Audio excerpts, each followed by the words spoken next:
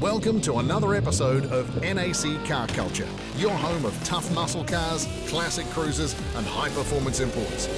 Proudly brought to you by NAC Insurance, specialists in modified and high-performance cars. Mount Shop, undercar specialists. And Teng Tools, get organised. Coming up in this week's show, the Gracie's Industrial Strength XA Fairmont Coupe. When we went to the beach shop, a lot of people, even car painters, were sort of saying, oh, how did you get that paint finished? And period-perfect hot rods share floor space with pro-charged street brawlers at Hamilton's Rocket Speed Equipment. To me, a car, a bit like a woman, you know, there's no sharp bits, or normally there isn't, you know, it's all curves and it's all flowing, and a car should be the same. But first up, we're straight into circle work. The recent round of the HRC series at Hampton gave us the chance to check out a huge range of classes as a 320-strong field of cars fronted for a weekend of door-to-door racing. One of the more epic battles took place in the Honda Cup, a super competitive series, keeping things close with subclasses based on engine size and extra weight put into the car for higher displacement motors. It is very competitive, yeah. There's a lot of different classes. You've got 2.4, 2-litre, 1800 and 1600 classes, and they all carry different weight. So it gives all the different engine sizes a chance to be competitive. There's quite a variety of cars in the field. They have quite strict rule restraints on the class, but it also lets us be the field very competitive for newcomers and guys that have been around here for generations. And it's quite a fantastic little field about how quick these little cars really go. They're a very impressive car, like factory, their suspension setup, they just handle well from the start. The engines are amazing. I mean, like the engine that we've got factory is probably 220 horsepower, so you're not really having to do a hell of a lot to get more. They're amazingly reliable. They can rev to 9,000 RPM all day, and they just love it.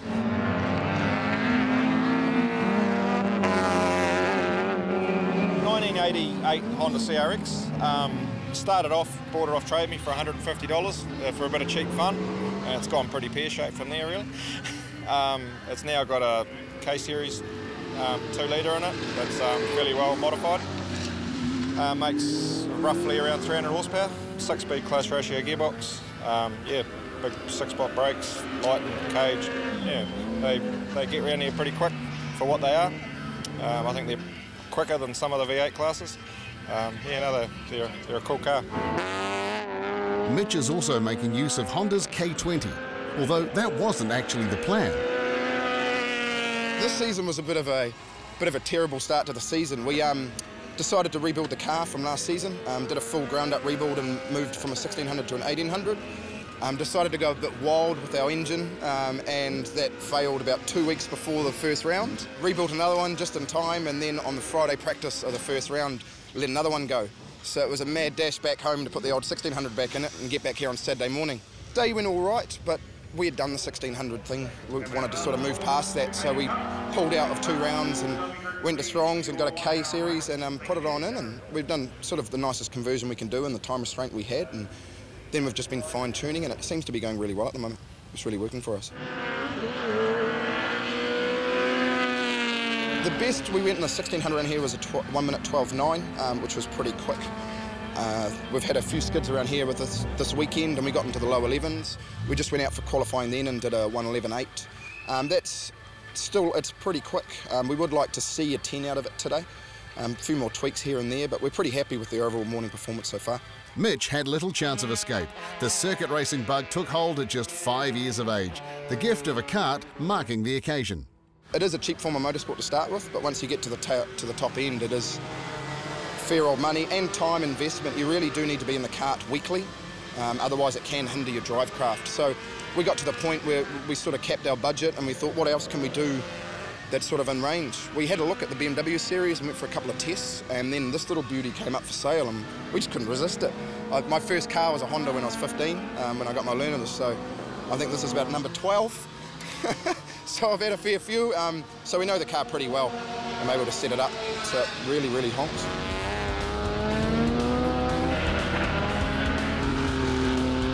Dave Scary O'Leary needs no help finding his way around a track. the lifelong racer lining up on the grid in a range of classes and vehicles. Among them, his Tirana, well known through years of central muscle car racing. This Corvette, though, is a new toy and pushes him into the GT1, GT2 field. The GT3 Corvette, a Callaway built one, so it's out of Germany, and it ended up over in Aussie, running in the GT series there. So after they retired it from there, I thought, oh, we better get it over here and have a bit of a hoon on it. It's got a 7-litre LS7 engine, which is the factory motor that the Z06s come with. So yeah, they're GT3 spec, they're sort of 550 horsepower. It's much easier to drive, like the old muscle cars and that, which I love, and I've got a few of them. The work rate's pretty high on those things, but this is more like Xbox. So just flappy pedals, ABS, so you just mash the brake pedal and mash the throttle, and whereas the muscle cars and that sort of stuff, you're fighting them the whole way around. So yeah, it seems easy. I don't know, there's a bit of a saying out there, with age comes the cage, so it's a bit less physically injury prone than a lot of other sports. So yeah, jump in a car and have a cage around you, and hopefully you're safe. The rotary enthusiasts class doesn't need a whole lot of explaining. If it's rotary powered and you want to race it, then you'll find yourself in good company with both naturally aspirated and turbo classes on offer. First time in the mix was Aidan Barrett in his freshly rebuilt RX-7, a car that spent time previously in SS2000, GTNZ, as well as lining up against period cars in Group A and C. Oh, circuit racing, it's a family thing. Dad started years ago racing a Mini Cooper with Jim Richards and things way back in the day. And then as a result, coming through, Dad was the Mazda dealer at the time, so we thought, well, time to get a car and start ourselves. So start again, Team Barrett Racing. So we got a car and away we went.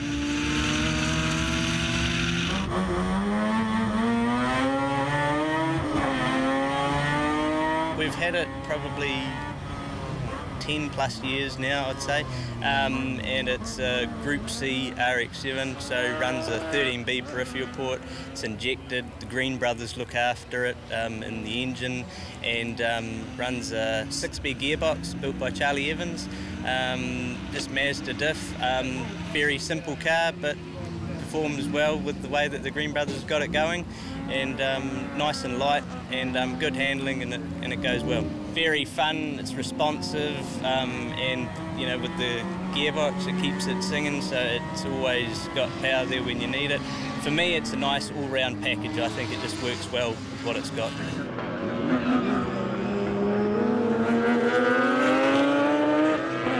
The hardest thing is it's limited by your budget, and that's something that just, you'd love to do more of it, and the more you do, the better you get, but ours is limited by that, but I'm happy with what we do and how much fun we have when we do.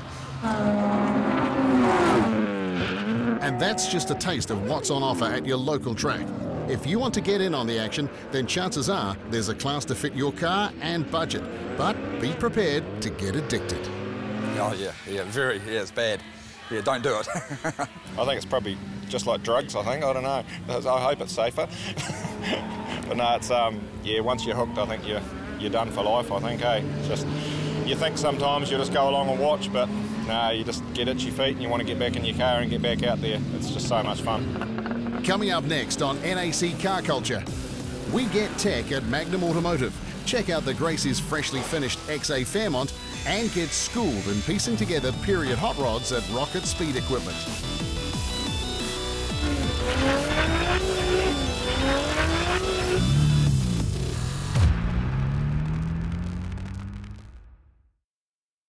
You're back with NAC Car Culture, kindly brought to you by the good people at NAC Insurance, Teng Tools and Mount Shop.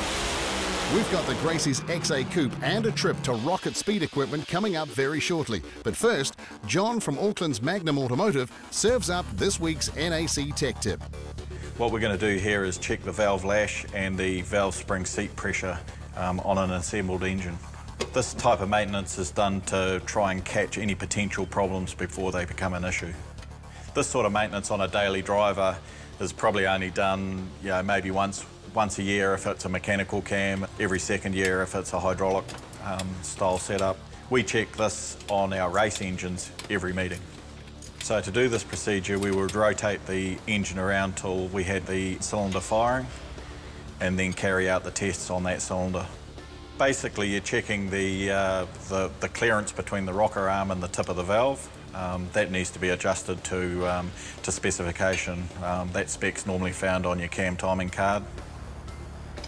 The valve spring pressure is something that's set when you assemble the engine and you test and record it, and you're looking for big drop-offs in data there as well. What we're looking for here is big differences from previously recorded data. That's going to tell us that there's something going on and something's going wrong, and those are warning signs that can't be ignored. Thanks, John. OK, it's that time of the show when we get to check out this week's Mount Shop feature car. Meet Ryan and Liz Gracie's XA Fairmont Coupe.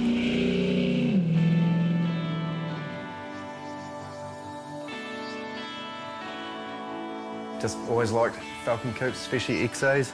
Could never afford one. Always had close, got a ute, panel van, lots of sedans. This one popped up on Trade Me up north in Carmo, and a guy had spent a lot of time and money on it. He'd sort of front tubbed it and rear tubbed it, and yeah, it had sort of the wrong motor in it for us, a Fairmont motor, a single overhead cam thing, and chrome wheels, so we sold all that off and left it for about a year, and then a friend Carl was starting up panel beating business, so we took it there for him to, yeah, pick away at, which took about a year, and then all of a sudden thought, oh, right, better get this thing on the road. From there, the build accelerated in a big way, and thanks to many a 3 a.m. finish, the big coupe surfaced from the Gracie shed just 4 months later. The blueprint? A slick-looking burnout car. But yes, as per usual on this show, things got a bit out of hand. Although they did get a good head start, courtesy of the Ford factory. The XA's line's too good to mess with. We haven't really changed much about the actual Fairmont Coupe. Nothing to change. They're awesome cars. They look cool. Pumped the guards, front and rear, but it's not very noticeable.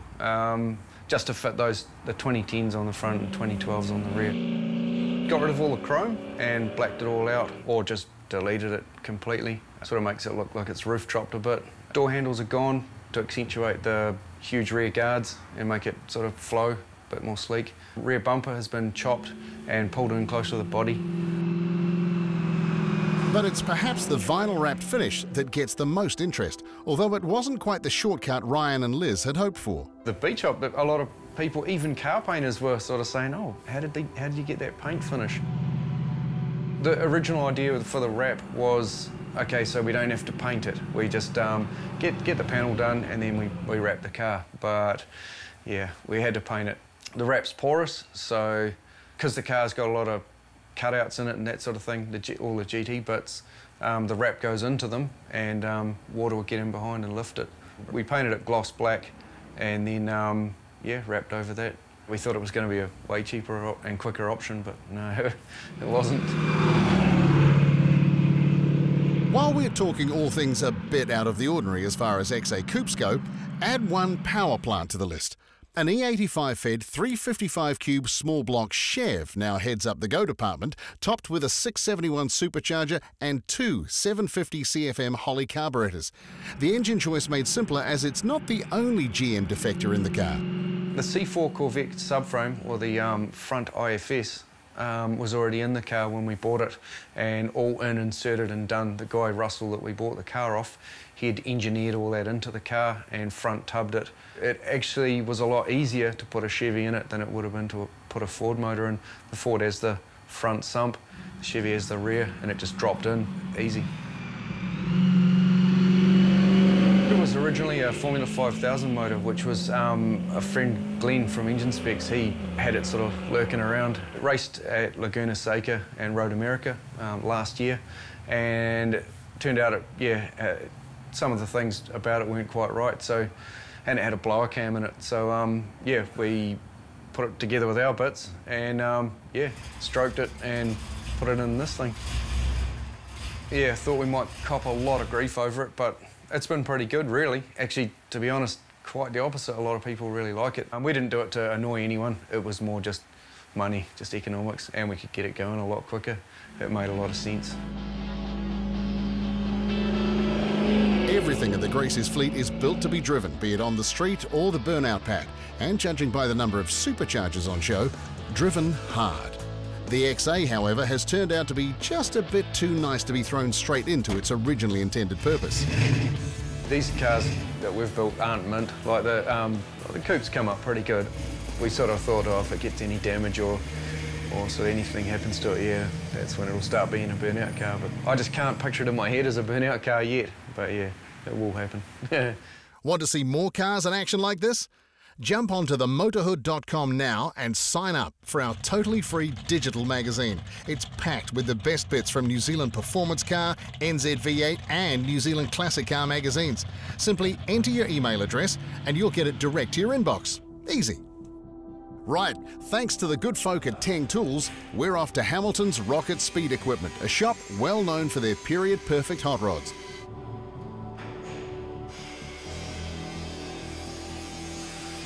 Rocket Speed Equipment, we're, I guess, a custom hot rod shop, automotive repairs and stuff, but obviously with classic cars and early cars, we have a real special interest towards like the early 40s and 50s era of vehicles. When we build the cars, we try and make them, obviously, each car a bit more individual.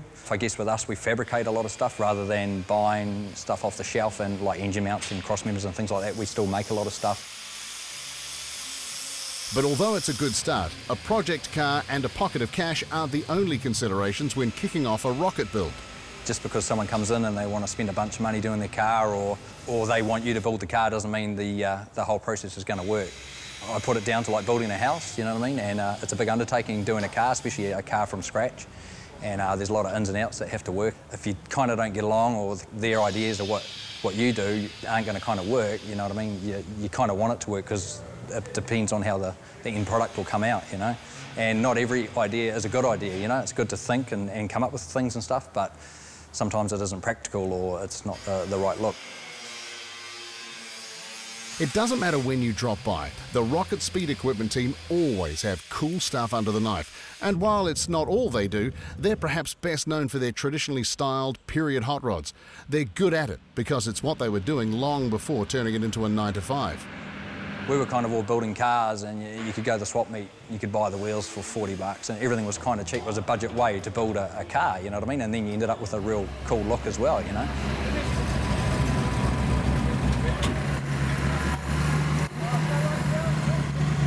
The old Model A's, the 32s and all that early stuff, those traditional cars, they're very labour intensive and they're very high maintenance, you know. They're light and you're sort of going a bit faster than what they're designed to do, so you're sort of always maintaining them and stuff like that. You can buy a Mustang and you try 5 Chevys and stuff, they're 30, 40 odd grand, you know. You get into the hot rods and the early stuff, some of that stuff 60, 70, 80 grand.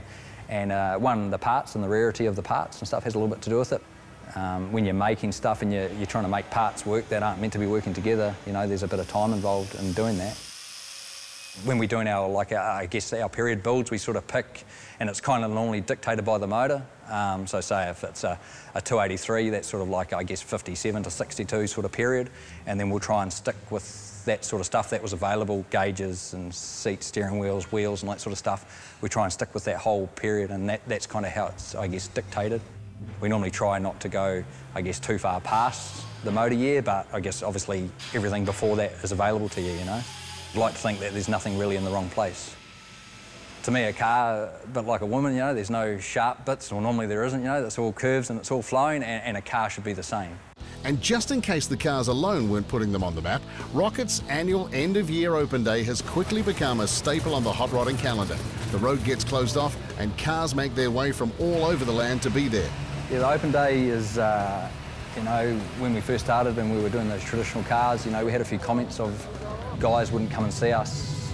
They were building whatever car and they thought that we wouldn't be interested in doing it because we're into traditional and early stuff, you know. So we kind of gave it a chance and opened the door. The first year there was like 20 odd people, you know, a couple of boxes of beer, and we all had a yak, and that was that, and it's just sort of escalated from there. Because we're into the I guess, you know, the essence, the traditional, the nuts and bolts of the car. The customers that we've worked for and working with and stuff, they're very sort of passionate about it too, and made very good friends. You know, we've got friends all over the country and it's all through the cars, you know. And hey, we're getting to muck around with old cars and drive old cars, so it's keeping our passion alive as well. So, no, it's cool, man. It's well worth it. I think with modern cars today, you're losing the respect of what a motor vehicle is. You know, it's not just a motor transport. When you're driving these old cars, you know, they put off a vibe of, you know you're driving them, they know they've been driven. You know, they got the old bangs and rattles here and stuff, and for me it's like a time of when everything was just a little bit simpler, you know what I mean? Like sometimes you need to just slow down a gear and just take in what's going on around you instead of trying to get to the end point, you know? For the entire month of July, Teng Tools are giving away thousands of dollars worth of amazing prizes, including this 460-piece Teng Mega Master Toolkit worth almost $3.5 grand. To begin to win this and be included in the weekly Teng Tools prize draws, simply visit themotorhood.com and follow the Teng Tools promotion link. That's us for this episode of NAC Car Culture. Coming up next week, Podge Reed tries to build a skid hack and gets thoroughly carried away. One thing led to another, started chroming a few things. We meet the CMR team bound for Bonneville with land speed records in their sights. I don't want to go to Bonneville and just break a record. If we come back home and we're 20 mile underneath what we could have done, I'll be miffed. And head to Whangamata for highlights from the hop. See you then. NAC Car Culture was proudly brought to you by NAC Insurance, specialists in modified and high-performance cars, Mount Shop, undercar specialists, and Teng Tools. Get organised.